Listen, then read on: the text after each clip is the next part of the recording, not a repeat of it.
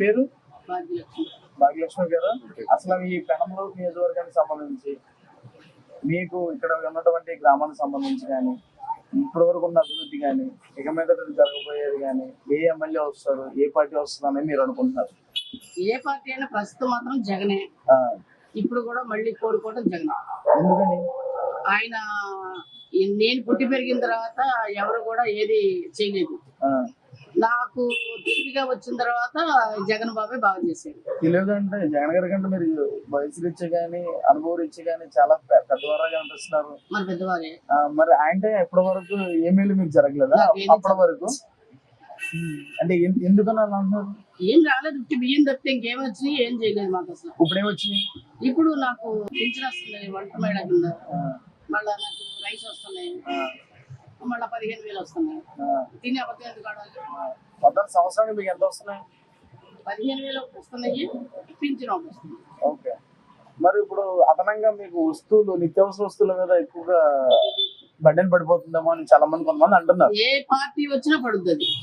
ఏ party వచ్చినా కొనుక్కోవాలి, తినాలి, ఆకలేస్తే కొనుక్కోవాలి.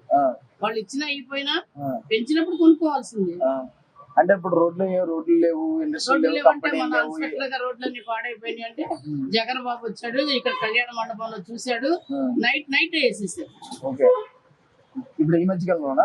ఈ మధ్య కాలంలోనే 2 months 3 months అయింది. మరి గత 2-3 సంవత్సరాలుగా, ఒక 4.5 సంవత్సరాలుగా రోడ్లు లేవని చెప్పి చాలా మంది బాధపడుతున్నారు. చాలా మంది బాధపడ్డారు చెప్తున్నారు కదా. ఆయనకి దాకా వెళ్ళినాయో లేదో తెలియదు. ఆయన కళ్యాణ మండపంలో ఏదో మ్యారేజ్ ఫంక్షన్ కి వచ్చారు, చూశారు. చూడటంతో ఇమీడియట్ గా డన్ వేస్తారు అంతే. ఓకే. మరి అనుభవం లేవు, ఇండస్ట్రీలు లేవు, కంపెనీలు లేవు అని చెప్పేసి అంటున్నారు కదా.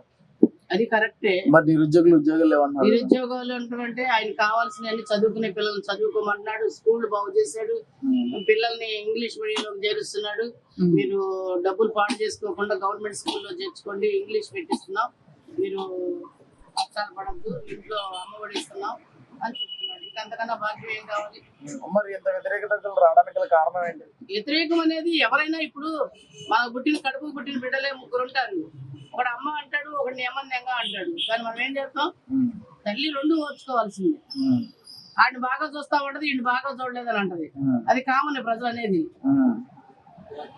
మరి ఇప్పుడు టీడీపీ జనసేన కలిపి పోటీ చేస్తున్నాయి. ఇప్పుడు ఎవరు చేసినా బాబు ప్రస్తుతం అయితే మాత్రం ఈ బాబు బాగా చేస్తున్నాడు, జగన్ బాబు. మేము చంద్రబాబుకైనా జనసేన అనేది కొత్తగా వచ్చింది. జనసేన చిరంజీవి బాబు వచ్చినప్పుడు కూడా ఎవరికి ఏమి చేయలేదు. ఈయన వచ్చినా ఇంత మట్టికి ఏమి చేయలేదు. వస్తున్నాడు, తిరుగుతున్నాడు.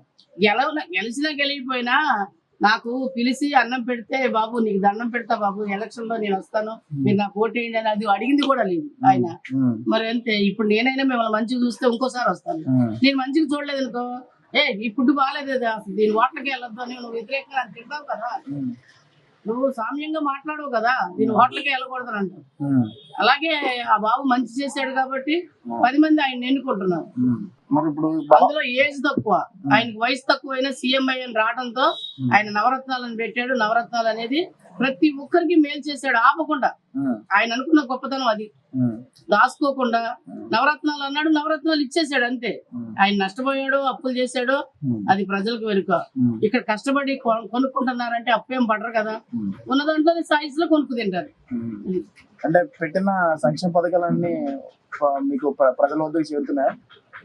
పబ్లిక్ గా అసలు తెలుగుదేశంలో అంతా ఎవరి దగ్గర నుంచి తీసుకోవాలో కూడా తెలియదు. ఈ జగన్ బాబు వచ్చిన తర్వాత మన అకౌంట్ లో వేస్తున్నాడు, ఎవరి చేతికి ఇవ్వకుండా. అమ్మ కూడా చూడదు, నాన్న కూడా చూడదు, అట్లా ఎవరు చూడరు. ఈ అమ్మ కడుపును పడతాం. మనం పెళ్లి చేసిన తర్వాత 1 లక్ష రూపాయలు ఇవ్వండి ఇస్తుందా? ఈ బాబు 5 ఏళ్లలోనే 1 లక్ష రూపాయలు ఇచ్చాడు అందరికి. మీకు ఎంతవరకు గిట్టింది? నాకు 2 వచ్చినాయి, 15,000. ఓకే. ఇప్పుడు వైఎస్ఆర్సీపీ గానీ ఒకళ్ళు రాకపోతే, గవర్నమెంట్ రాకపోతే మీ రియాక్షన్ ఎలా ఉంటుంది? ఎందుకు నాన్న, ఎవరు వచ్చినా కష్టపడాల్సిందే. మరి బాగుందన్నారు కదా. బాగుంది. ఈ బాబు వస్తే మళ్ళీ మాకు మేలు చేస్తాడు. ఈ బాబు రాడనుకోండి, ఇంకో ఆయన వస్తాడు అనుకో, ఆయన చేస్తాడో చేయడో తెలియదు కదా. ఇప్పుడు మనకు తెలియదు కదా. అది మీరు 4 వచ్చారనుకో, ఇంకో 4 చెప్తే నాకు రూపాయి వస్తుంది. మీరు ఎవరు రారనుకోండి, మీ 3 పోయి ఇంకోటి 3 చెప్పలేదు అనుకో, మీ 3తో నాకు కథం అయిపోద్ది. నేను మంచిగా చూశాను అనుకో, నా దగ్గర ఇంకో ముగ్గురు వస్తారు. అలాగే ఈ బాబు సాధ్యమైన మట్టికి మంచిగా చూశాడు కాబట్టి ఈ బాబే వస్తాడని కోరుకుంటున్నాం. ఓకే. ఇప్పుడు ఇక్కడ మీ నియోజకవర్గానికి సంబంధించి జోగి రమేష్ గారు అదేవిధంగా ఆ జోగి రమేష్ గారు అనే ఆయన అసలు ఇంత మట్టికి ఈ ఊరు రాలేదు. కాకపోతే మొన్న మధ్యలో ఎన్నుకున్నారు కాబట్టి ఆయన మీటింగ్లు పెడుతున్నాడు, ఫంక్షన్లు పెడుతున్నాడు, అందరికి మొన్న వారంటీలు అందరికి గిఫ్ట్లు ఇచ్చాడు. ఆయన చెప్పడం ప్రధానంగా బాగానే మాట్లాడారంట అనుకోవటం, ప్రజలు ఉన్నంతట్లో బాగానే మాట్లాడారంట. మరి అంతకుముందు టీపీ పార్టీ నుంచి బోడే ప్రసాద్ గారు గెలిచారు, ఆయన ఏం చేయలేదా?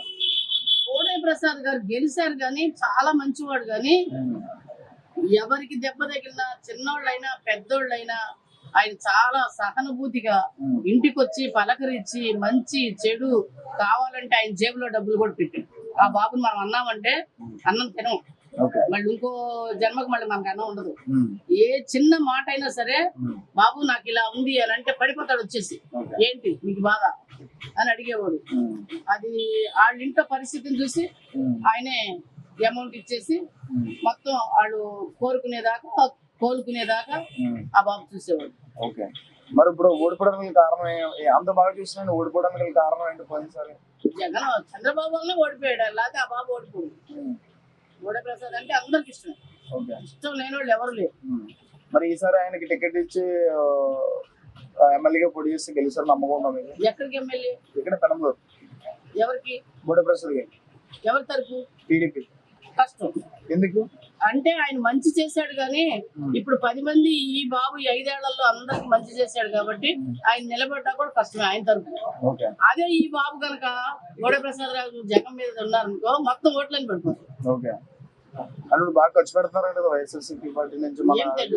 జోగి రమేష్ గారు అంటే మీటింగ్ ఒకటి పెట్టారు అంతే, వారంటీకి సన్మానం చేశారు. డబ్బులు పంచుతున్నారు కదా, డబ్బులు ఎంతవరకు? ఏం లేదు, అన్ని అబద్ధాలు. ఇంకా పంచలేదు పంచలేదు ఇంకా అస్సలు ఎవరికి పంచితే ఎంత తెలియదు బాబు. ఇంకా ఇవన్నీ ఇప్పుడు నీ జేబులో 10,000 ఉండొచ్చు, ఆ జేబులో 1000 ఉండొచ్చు, ఈ జేబులో 5,000 ఉండొచ్చు. నువ్వు ఎంత ఇస్తావు నాకేం తెలుస్తుంది, ఆయన ఎంత ఇస్తాడో ఏం తెలుస్తుంది, ఆయన ఎంత ఇస్తాడో నాకేం తెలుస్తుంది. మీ అంచనా? అంచనా అనడానికి ఎప్పుడు ఇచ్చినా ఒక 10,000 ఇచ్చాడో 5,000 ఇచ్చాడో 2,000 ఇచ్చాడో 1000 రూపాయలు ఇచ్చాడో అనుకుంటామే కానీ మనం కోరుకున్నంత ఇస్తాడా? ఇవ్వడు కదా. ఇప్పుడు ఇంకోటి చేతిలో నుంచి మనకు డబ్బులు రావాలి, వస్తాయా మనకి? రావు. చెయ్యి తీసుకోండి. మీరు ఏం చెప్తారు చివరిగా? చివరిగా చెప్పేది ప్రస్తుతం అయితే మాత్రం జగన్ బాబు. ఓకే.